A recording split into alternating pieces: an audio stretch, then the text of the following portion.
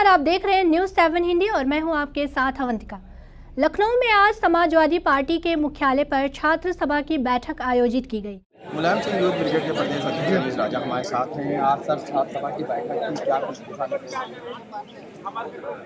देखिए, हमारे महबूब नेता लगातार समाजवादी पार्टी के यूथ फ्रंटल की लगातार बैठक कर रहे हैं। पहले युजन सभा की बैठक हुई, फिर मुलायम सिंह यूथ ब्रिगेड की बैठक हुई,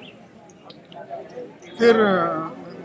लोहिया वाहिनी की बैठक हुई। आज उसी कड़ी में छात्रों की जो विंग है हमारे यहाँ, छात्र सभा की बैठक है। राष्ट्रीय कार्यकारिणी की पूरी कमेटी और प्रदेश कार्यकारिणी की पूरी बैठक को बुलाने का काम हमने किया, जहाँ हम लोगों को गांव मोहल्लों में चौराहे चट्टियों पर जाकर के ज़्यादा से ज़्यादा छात्रों नौजवानों को जोड़ने का निर्देश दिया गया था। यूथ को मजबूत करने का काम दिया गया था।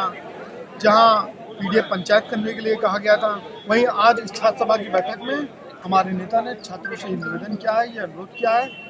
कि जिस तरह से 2024 के पार्लियामेंट के इलेक्शन में आपने पूरी ताकत के साथ, पूरी मेहनत के साथ काम किया था और ज़्यादा से ज़्यादा छात्रों नौजवानों को समाजवादी पार्टी से जोड़ने का काम किया था, उसी तरह से आपको यूनिवर्सिटी कॉलेजेस में जाकर के ज़्यादा से ज़्यादा पीडीएफ पंचायत करने का काम करना है,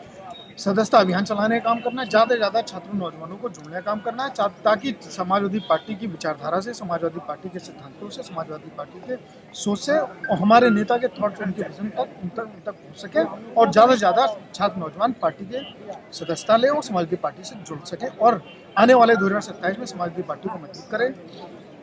छात्र संघ का चुनाव यूनिवर्सिटी में नहीं होता, क्या लगता है आपको होना चाहिए चुनाव? इस बात को भी हमारे तमाम नौजवानों ने इस बात को रखा और हमारे नेता ने इस बात का एग्री किया कि जब समाजवादी पार्टी की गवर्नमेंट बनेगी तो छात्र संघ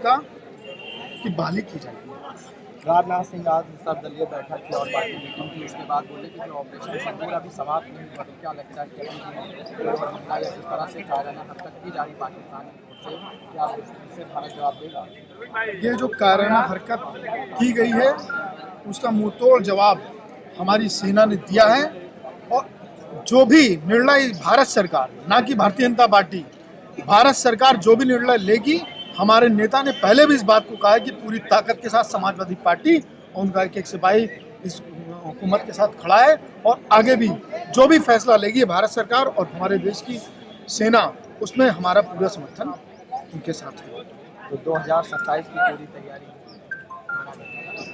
अभी हाल ही में 2024 के चुनाव में, पार्लियामेंट के इलेक्शन में समाजवादी पार्टी के नौजवानों ने, नेताओं ने, कार्यकर्ताओं ने मिलकर के नेता की पीडीए की स्ट्रेटजी के तहत, पीडीए के फार्मूले के तहत भारतीय जनता पार्टी को धूल चटाने का काम इस उत्तर प्रदेश में किया है। यहाँ 37 सीटें जीतने का काम किया, वहीं इंडिया गठबंधन को 43 सीटें जिता करके भारतीय जनता पार्टी को बैसाखियों पर खड़ा करने का काम किया है। उसी तरह से हमारी स्ट्रेटजी भी वही रहेगी, हमारा नारा भी वही रहेगा, सब कुछ हमारा पीडीए है। उसी पीडीए की स्ट्रेटजी के तहत एक बार फिर से 2027 के विधानसभा के चुनाव में समाजवादी पार्टी चुनाव लड़ने जा रही है और भारतीय जनता पार्टी को हराने जा रही है। उपचुनाव हुआ, लेकिन उपचुनाव में देखा गया कि समाजवादी पार्टी देखिए, उपचुनाव में भी हम लोगों ने 2 सीटें जीती और भारतीय जनता पार्टी ने जिस तरह से उनकी कार्यशैली रही, जिस तरह से उन्होंने शासन और प्रशासन के दम पर पूरी ताकत लगा करके, पूरी ताकत झोंक करके, हर तरह की ताकत लगा करके और किस तरह से बूथों को कैप्चरिंग की गई, किस तरह से फर्जी वोट डलवाए गए, वो हमसे आपसे किसी से छुपा हुआ नहीं। और ये सत्ता का चुनाव था, ये बाई इलेक्शन जो है ये सत्ता का चुनाव होता है। उसको भारतीय जनता पार्टी ने पूरी गुंडाई के साथ, पूरी ज़बरदस्ती से जो सीटें जीती हैं वो जीती, उसके बावजूद हम लोग 2 सीटें जीतने में कामयाब हुए। ये हमारे साथ मुलायम सिंह यूथ ब्रिगेड के प्रदेश अध्यक्ष अमित राजा थे, जिन्होंने तमाम मुद्दों पर अपनी बात रखी। न्यूज़ 7 हिंदी के लिए मोहम्मद